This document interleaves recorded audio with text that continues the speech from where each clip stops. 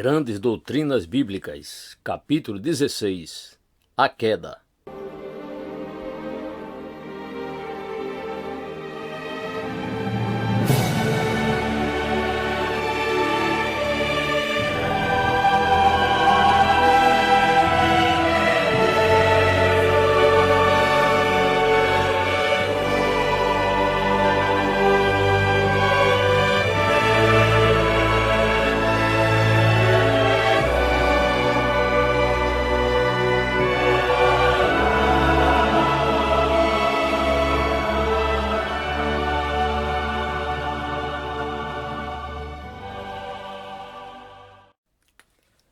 Lembrem-se de que em nosso último estudo concluímos focalizando o homem tal como fora criado, à imagem e semelhança de Deus e habitando o paraíso. Consideremos o caráter e a natureza do seu ser. Examinamos tanto quanto possível, à luz do ensino das Escrituras, o que significa essa imagem de Deus. Descobrimos que o homem vivia em correspondência com Deus, em comunhão com Ele, refletindo algo de sua glória. Feliz, despreocupado, capaz de viver sem fadiga, comendo dos frutos do jardim, ele vivia no estado de bem-aventurança. Ele possuía justiça, retidão, um ser moral e um caráter correspondente ao de Deus, com quem ele vivia dessa forma em comunhão. Agora, porém, ao focalizarmos o homem moderno, obviamente visualizamos algo muito diferente. O quadro todo está inteiramente mudado. E a pergunta que devemos dirigir a nós mesmos, portanto, é: o que produziu essa mudança? Olhamos para a atual condição moral e espiritual do homem, e mesmo física, reitero, vemos algo inteiramente diferente. Somos confrontados com uma nova série de fenômenos em relação à vida e à morte. Vemos a corrupção da natureza humana, bem como todo o caráter da vida humana neste mundo, e então, inevitavelmente, a primeira pergunta que o Evangelho e a pregação do Evangelho de Jesus Cristo sempre formulam é simplesmente esta: qual é o problema? O que aconteceu? Se falamos sobre a salvação, porque é ela necessária? Vocês não podem eximir-se de toda esta doutrina do homem e do pecado. Ora, muitas explicações têm sido oferecidas na tentativa de esclarecer o estado do homem e do mundo como os conhecemos presentemente. Não posso delongar-me aqui, ainda que muitas delas são dignas de criterioso exame para que sejam refutadas. Tento não fazer mais do que me cumpre, visto que me sinto desejoso de apresentar uma exposição positiva do ensinamento bíblico. E, no entanto, é necessário fazermos referência a essas outras teorias e conceitos apenas de passagem, se for somente por esta razão, que há pessoas que às vezes pensam que, se um pregador não menciona algo, significa que ele nunca ouviu nada a respeito. Gostaria, pois, que quaisquer intelectuais que estão considerando essas doutrinas conosco saibam que, embora não gastamos muito tempo com essas coisas, não significa que as ignoramos, mas achamos mais proveitoso ser positivo do que negativo. Tendo dito isso, contudo, gostaria de mencionar uma ou duas teorias. Existe uma teoria muito antiga que remonta ao tempo ainda antes da era cristã, a qual afirma que existem dois princípios de vida igualmente grandes: o princípio do bem e o princípio do mal. O termo técnico para isto é dualismo. O dualismo afirma que o bem e o mal são de igual essência de vida, bem como afirma que há um Deus que controla o mal e também um Deus que controla o bem. Tem havido diversas ramificações delas. Vocês encontrarão esses conceitos em algumas outras religiões, e essa é a razão por que é importante que tomemos conhecimento de sua existência. Já tratamos, porém, do dualismo em preleções anteriores e o rejeitamos, não só porque não existe nada sobre ele sugerido no ensino bíblico, mas também porque não pode ser substanciado a partir do exame das pessoas ou da vida. Outra pretendida explicação é a teoria que se desenvolve através da teoria da evolução, que o homem não passa de animal, e que o que testemunhamos na vida e no mundo nada é senão uma manifestação de certas qualidades e características animalescas. Não precisa adentrar isso novamente, porque, ao refutar a teoria da evolução, já respondemos a esse conceito particular. Quando, pois, vocês recorrem às teorias que não se encontram baseadas na evolução ou no princípio do bem e do mal, mas que são elaboradas para que o homem seja visualizado em si e de si mesmo, vocês se deparam novamente com uma grande variedade de explicações. Há aqueles que afirmariam que aquilo que a Bíblia chama mal e pecado não passa de uma espécie de resistência, que é uma parte essencial da natureza humana, posta ali por Deus, a fim de que tenhamos algo a superar e que, ao superá-lo, possamos desenvolver-nos. Ora, esse é o grande princípio de todo exercício, não é verdade? Vocês erguem peso a fim de desenvolver seus músculos. A resistência do peso é o elemento que o desenvolve. Há ainda outras teorias que consideram o pecado meramente como a ausência de algumas qualidades positivas, a ausência de conhecimento, a ausência de discernimento. Afirma-se que o que a Bíblia chama pecado e mal não passa de condições negativas, e que se pelo menos os homens e as mulheres tivessem mais conhecimento e fossem melhor educados, mais civilizados e melhor treinados, eles suplantariam tudo isso. Por exemplo, ela o coloca assim: você não deve dizer de uma pessoa que ela é má. O que realmente deve dizer é que ela não é boa. Bem, vejam que espécie de teoria se tem promovido. Há muitas outras, todas, porém, mais ou menos, se concentram naquelas que já consideramos. Terei de voltar a esse ponto mais adiante quando vier a considerar a doutrina do pecado um pouco mais diretamente. Mas creio que tenho feito o suficiente para demonstrar que o homem e a mulher, face a face com este problema, bem como com todo o problema, sempre fazem o máximo para evitar o pleno e claro ensino das Escrituras. E assim eles inventam e imaginam essas coisas, as quais eles não podem substanciar de forma alguma. Diante de tudo isso, porém, somos confrontados pela doutrina bíblica da queda do homem, a explicação bíblica do atual estado do homem e do mundo. E de uma maneira muito interessante, vocês descobrirão que esse conceito bíblico tem permeado várias outras religiões, e mesmo as crenças populares, em certo sentido, confirmando a história bíblica sobre a unidade da raça humana e da queda do homem. Por onde quer que os homens e as mulheres tenham andado, esta história, este conceito da queda, de um modo ou de outro, os tem acompanhado, proporcionando desse modo muito notável evidência a favor da verdade que estamos para considerar.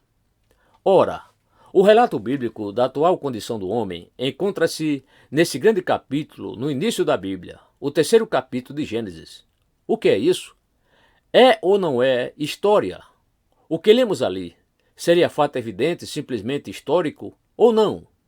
Esta é uma questão obviamente crucial, e no entanto, vocês encontram pessoas alegando que não é história, e sim alegoria, que não é realmente verídica e que não sucede dessa forma. Dizem que é um maravilhoso conto destinado a oferecer-nos, de uma maneira pitoresca, um relato da mudança gradual do homem. Essa é a maneira pela qual pessoas têm tentado evitar a clara afirmação que é feita aqui. Há ainda outros que dizem que não temos aqui propriamente uma alegoria, e sim um mito. Um mito, dizem, é uma história que expressa as verdades religiosas. Não é meramente história, mas os conceitos que ele contém, dizem, são verídicos. A ingenuidade e a imaginação humana têm se exercitado muitíssimo através dos séculos. As pessoas dizem que a serpente não era realmente um animal, era simplesmente uma espécie de símbolo. Um símbolo que, segundo alguns, é destinado a representar a cobiça. Não, dizem outros, a serpente é, ao contrário, um símbolo do desejo sexual. Outros dizem que ela é um símbolo da razão pecadora e errante.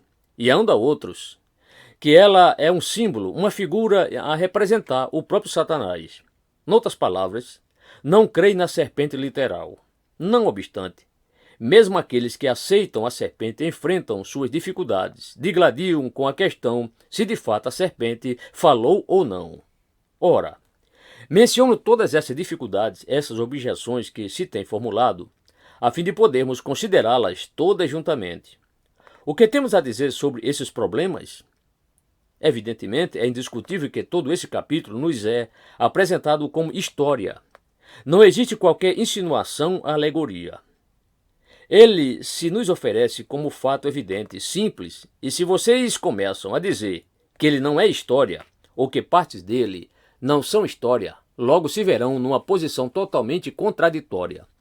Por exemplo, somos informados nos versículos 14 e 15 sobre o castigo que se seguiu ao pecado de Adão e Eva. E se vocês não aceitam tal coisa, então tem de pôr uma porção da Bíblia de lado, visto que as consequências que se seguiram, as quais são descritas aqui, têm prosseguido indefinidamente, e todo o ensino da Bíblia com respeito ao homem depende da existência desse fato. Daí, se uma parte de Gênesis capítulo 3 é fato, por que não o todo? E assim parece-me que a única coisa possível a fazer é aceitar tudo como fato. Pessoalmente, não me vejo em nenhuma dificuldade sobre isso. No momento em que vocês creem em Deus, no momento em que vocês creem no diabo, então têm direito de esperar milagres. Vocês têm direito de esperar coisas da esfera sobrenatural. A Bíblia afirma isso, e ela é a resposta final às pessoas que têm dificuldades com milagres. No momento em que vocês creem em Deus, como a Bíblia o descreve, então vocês não devem mais nutrir alguma dúvida sobre milagres. E o mesmo se dá acerca desta questão da serpente falando.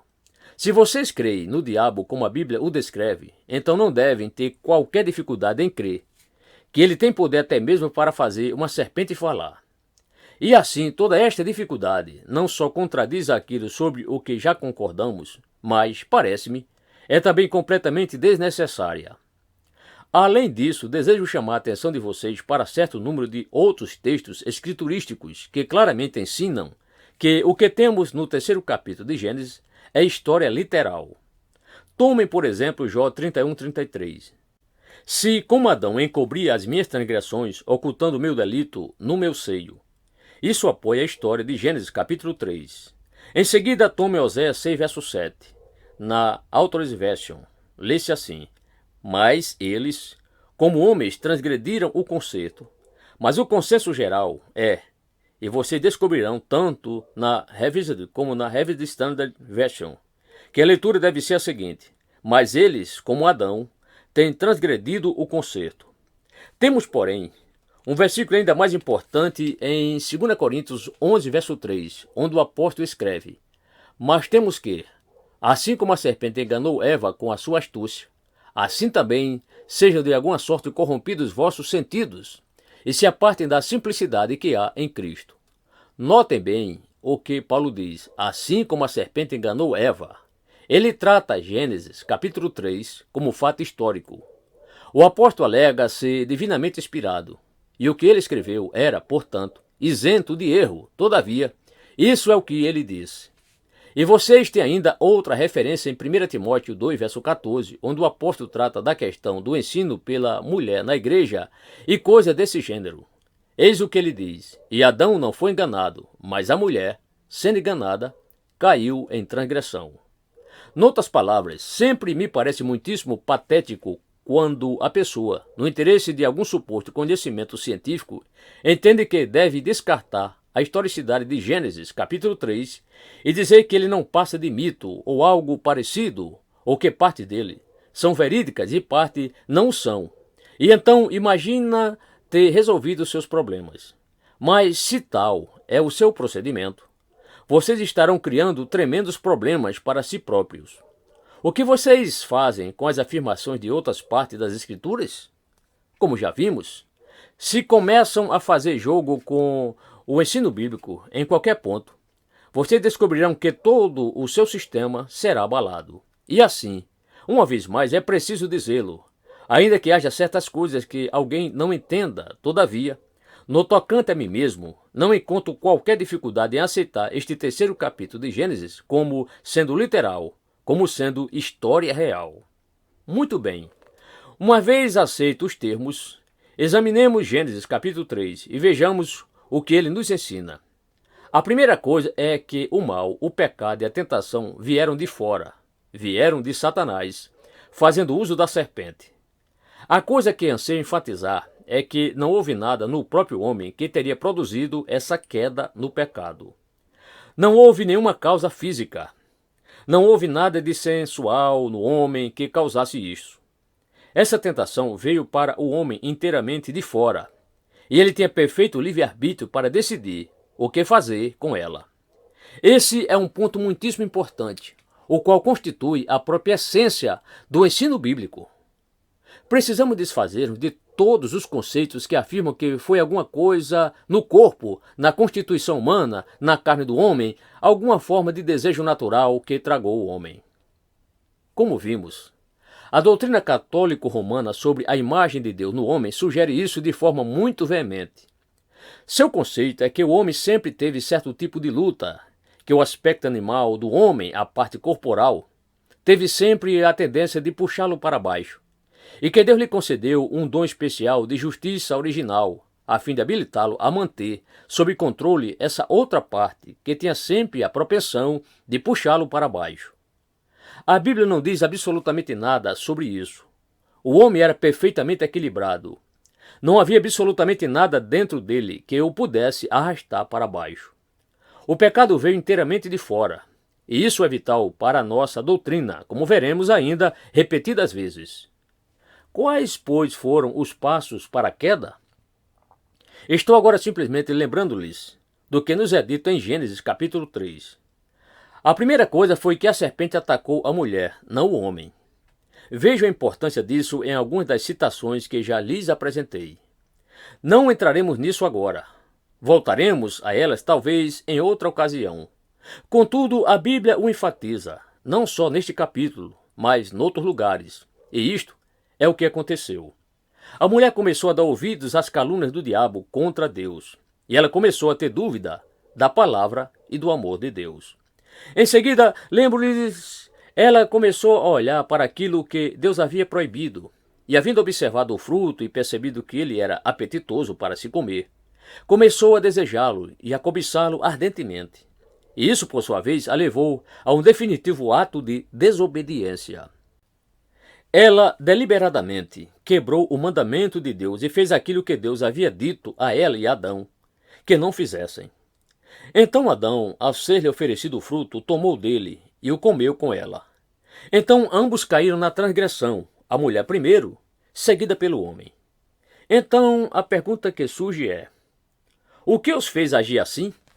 Afinal, infelizmente, não nos é possível responder a essa pergunta.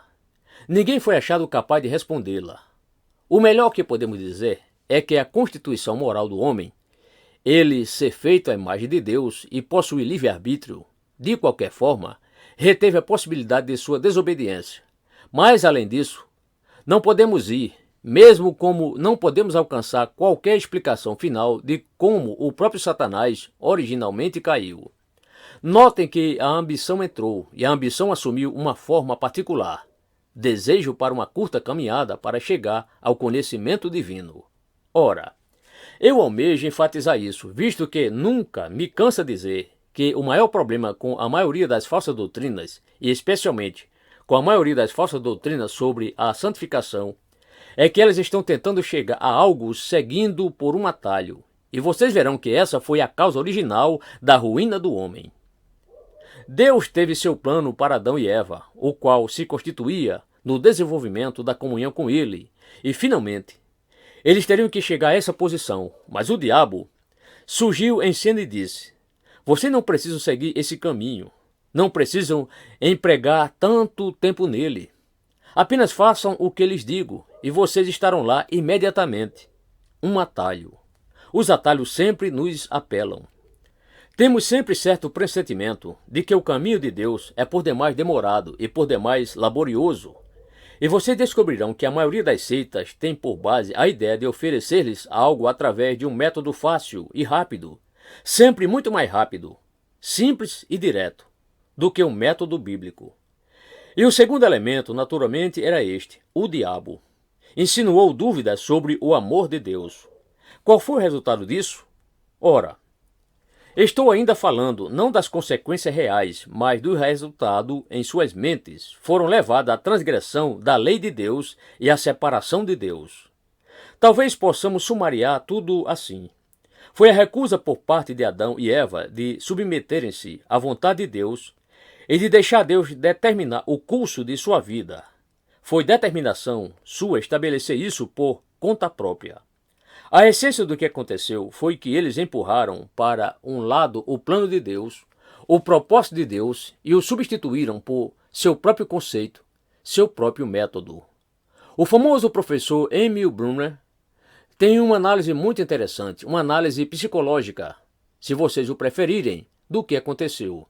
Ele o coloca assim: houve 3 elementos: o desejo pelo fruto, então a dúvida sussurrada acerca de Deus, a qual incendiou e inflamou o desejo ainda mais e, finalmente, a ambição se tornou decisiva. Primeiramente havia o desejo original, então a serpente o tocou de leve com a dúvida murmurada, mas ainda havia hesitação. Então a ambição entrou: vocês podem ser como Deus, vocês conhecerão tudo, basta. A ambição provou demais, a balança pendeu e eles caíram. O outro ponto para o qual gostaria de chamar a atenção de vocês é a extraordinária correspondência existente entre o que é descrito aqui em Gênesis capítulo 3 e o que João nos afirma em sua primeira epístola. No capítulo 2, verso 15, ele diz: não ameis o mundo. Em seguida, ele divide esse amor em a concupiscência da carne, a concupiscência dos olhos e a soberba da vida. Versículo 16.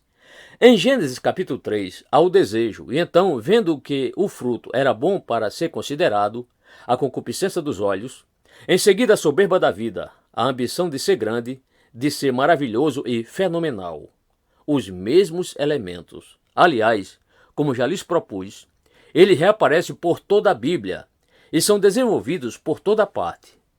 A tudo isso, porém, acrescentaria 2 pontos especiais, e aqui estão: o pecado só é possível e só foi possível ao homem no princípio, visto que ele possuía uma personalidade espiritual livre. O pecado não é possível a um animal. Na mais extraordinária forma, ao ser o homem feito à imagem de Deus, o pecado se lhe tornou possível por causa de sua personalidade livre, por causa de seu livre-arbítrio. O próprio fato de Adão e Eva terem sido criados à imagem e semelhança de Deus e de si mesmos os expôs a essa possibilidade. Não mais que isso, mas certamente fez isso. O segundo ponto que gostaria de expor para a sua consideração é este. Sabemos e temos descoberto nas Escrituras que anjos também caíram. Mas notem bem que nunca se nos diz, em parte alguma da Bíblia, que os anjos apóstatas, se destinam a ser redimidos. A salvação é exclusivamente para o homem. E é possível que vocês tenham perguntado a si mesmos: por quê? Os anjos caíram como o homem caiu. Por que não há salvação para os anjos como há para os homens? E eu, de minha parte, sinto-me bem disposto a aceitar a explicação que tem sido apresentada, ou seja, que, no caso do homem, a tentação e a queda vieram de fora, justamente como já lembrei a vocês. Não constitui uma justificativa e, no entanto, faz certa diferença. Quando Satanás caiu, ele caiu por causa de algo interno. A tentação não veio a Satanás externamente. O que foi, não o sabemos, porém existe, de qualquer forma, essa diferença. E seria possível, eu gostaria de saber, que Deus, em sua infinita graça e benevolência, tem delineado essa distinção? Visto que o homem ficou sujeito à sutileza, à sedução, ao angélico e maligno poder desse anjo apóstata, seria possível que Deus tivesse misericórdia, compaixão e piedade e provido um meio de salvação, a qual ele não proveu no caso dos anjos? Deixo isso para a consideração de vocês. Aproximemo-nos agora de um ponto prático. Quais foram os resultados dessa desobediência, dessa transgressão da lei e mandamento de Deus? São descritos aqui muito claramente. A primeira coisa de que somos informados é que Adão e Eva se tornaram conscientes de sua nudez. Gênesis 3, verso 7. Isso é algo extraordinário. O homem, como fora criado originalmente por Deus, era completamente inconsciente no tocante a seu corpo. Gênesis 2, 25. O homem e a mulher viviam nus, e tal coisa de forma alguma os preocupava. Mas no momento em que pecaram, no momento em que caíram, a vergonha evidenciou-se, e tentaram cobrir-se com folhas de figueira. As Escrituras enfatizam esse fato porque ele, evidentemente, tem grande importância. Devemos ser precavidos quando o observamos, porque há dois perigos que nos confrontam. Há o perigo de enfatizar em demasia o elemento sexo em pecado, e há o perigo de não enfatizá-lo suficientemente. Porém, as Escrituras chamam especificamente nossa atenção para ele. A primeira coisa que aconteceu foi que os corpos de Adão e Eva se tornaram um problema para eles, e ainda continuam sendo um problema desde então. A única diferença entre um homem e um animal é que o animal não tem consciência de seu próprio corpo da maneira como o homem tem. É da própria essência da condição pecaminosa do homem que o corpo, que lhe foi dado por Deus, e que em certo sentido é um reflexo da glória do próprio Deus, a forma de Deus, como já vimos, tenha se tornado um problema. Um de seus maiores problemas é que existe este senso de vergonha em conexão com ele. Então a próxima coisa que é enfatizada é seu senso de culpa. No momento em que comeram do fruto, perceberam que haviam feito algo errado. Foram imediatamente condenados em seu ser interior e se tornaram culpados. Logo a seguir, eles começaram a ter medo de Deus, e em vez de correrem para Deus, ao ouvirem sua voz no frescor da tarde, eles fugiram. Gênesis 3, verso 8. Antes disso, ouvir a voz de Deus constituía-se na bênção mais excelente possível. Eles haviam estado em perfeita correspondência com ele. Não tinham nenhum medo de Deus, corriam para ele. Agora fugiam dele. E seu medo de Deus persistiu. Outra maneira de colocar isso é dizer que eles perderam sua comunhão com Deus, bem como seu senso de comunhão com Deus, aquilo em que haviam se gloriado acima de tudo. A próxima coisa a ser enfatizada é que eles evidentemente experimentaram a morte espiritual. Viam-se numa situação inteiramente nova, e nesse estado, somos informados, foram expulsos do paraíso, do jardim do Éden, e não lhe foi permitido retornar lá por sua própria vontade. Então, lembrados da espada flamejante que guardava o caminho para a árvore da vida e barrava sua entrada no jardim? Gênesis 3, 24. Em acréscimo a isso, porém, vocês descobrem que eles viviam numa relação inteiramente nova para com a natureza. Não haviam tido nenhuma labuta até então, mas agora Adão tinha que labutar, tinha que suar. Era pelo suor do seu rosto que ele teria que comer seu pão. Dificuldades e obstáculos surgiriam na natureza. Teria que domesticar a natureza e superar os espinhos e abrolhos, bem como a todos os demais problemas. Gênesis 3, verso 17 a 19. Além do mais, descobrimos que Adão e Eva tinham evidentemente experimentado uma perversão de sua natureza moral. Vemos isso imediatamente na história de Caim, que se segue à queda. Havia perversão na própria natureza de Caim, a qual herdara de seus pais. E a última consequência que é observada aqui consiste na morte física. Ora, tocamos apenas de leve neste ponto em outra ocasião. Deixe-me colocá-lo assim. Não havia necessidade de o homem morrer. Se tivesse obedecido a Deus, se continuasse vivendo sua vida em correspondência com Deus, jamais teria experimentado a morte física. Era-lhe possível, portanto, não morrer. O resultado da queda foi que agora não lhe era mais possível não morrer. Em latim é colocado assim, a condição original era: posse não morri, agora é, não posse não morri. Agora ele tem de morrer. É impossível para ele não morrer, a menos que haja alguma intervenção especial. As Escrituras o colocam desta maneira: Adão é informado que deve voltar ao pó do qual viera. Gênesis 3,19. Isso não teria acontecido exceto por este pecado. E isso é confirmado em Romanos 5, verso 12. Pelo que, como por um homem entrou o pecado no mundo, e pelo pecado a morte. A morte veio dessa maneira, por meio do pecado e como resultado do pecado. Ora, essas são as coisas que imediatamente resultaram, mas há também certas coisas sobre as quais devemos ser criteriosos em observar. Notem bem que, embora tivesse acontecido tudo isso a Adão e Eva, contudo não perderam imediatamente toda a sua faculdade intelectual. Aliás, o homem jamais perdeu subsequentemente sua faculdade intelectual. Ele a reteve. Prossigam e leiam os próximos capítulos de Gênesis e descobrirão que ele se tornou musicista, edificou cidades, desenvolveu uma grande civilização. Não perdeu sua faculdade intelectual, nem morreu imediata e fisicamente. Aliás, aparentemente, não houve qualquer mudança física imediata. Noutras palavras, os efeitos do pecado se delongaram tanto física quanto mentalmente. Houve, subsequentemente, um declínio muito acentuado nas faculdades intelectuais, morais e em todas as demais áreas, segundo vemos descrito em Gênesis, capítulo 6. Contudo, tal fato não se deu imediatamente. Às vezes as pessoas pensam que, no momento em que Adão pecou e caiu, ele chegou ao máximo que o homem pode chegar. Contudo, não foi assim. Ele caiu em caráter essencial, como já descrevi, mas havia um declínio e uma degradação paulatina como resultado. Ele não morreu fisicamente de imediato, morreu algum tempo depois. E o mesmo resultado delongado é verdadeiro também no tocante às suas qualidades mentais e morais. De modo que, deixe-me sumariar o resultado desta forma. Alguns resultados legais se consumaram imediatamente. O homem imediatamente se viu sob condenação e foi punido por Deus, enquanto que, anteriormente, só havia sido abençoado. Espiritualmente, ele caiu imediatamente de sua justiça original.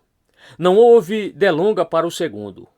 No momento em que ele pecou, perdeu aquela retidão, aquela correspondência com o caráter moral de Deus. E, igualmente, se viu separado de Deus imediatamente.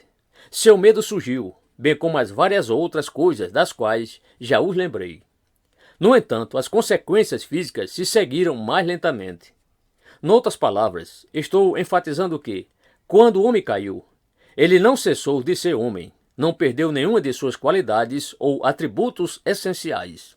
Seu intelecto, seu poder de autoanálise, seu discernimento, sua vontade, todas essas coisas permaneceram. Mas perdeu sua justiça original e sua comunhão com Deus. Foi dominado pelo medo, escondeu-se e encheu-se de vergonha. A autoconsciência, no sentido negativo, não sabia mais o que fazer de si mesmo. Tal é o homem em resultado da queda. O que podemos dizer sobre ele? Bem, a melhor descrição que já li ou ouvi foi feita por um velho puritano, John Owen. Ele disse que o homem, em resultado da queda, lembrava-o de algum desses grandes edifícios que podemos ver em Londres, bem como em vários países distantes. Certa vez existiu um grande palácio, que agora jazia caído em ruínas, e traz um sinal externo que diz: séculos atrás, um rei, certa vez, residiu aqui. Agora, em resultado da queda, ficou escrito sobre o homem: certa vez Deus residiu aqui. Temos estado considerando uma das verdades mais profundas e mais espantosas que os homens e as mulheres já encararam. Isso é a razão por que as pessoas e o mundo são como continuam sendo ainda hoje. A partir daquele glorioso início, chegaram a isto: certa vez, Deus residiu aqui. Que terrível, que desastrosa, que calamitosa coisa é o pecado.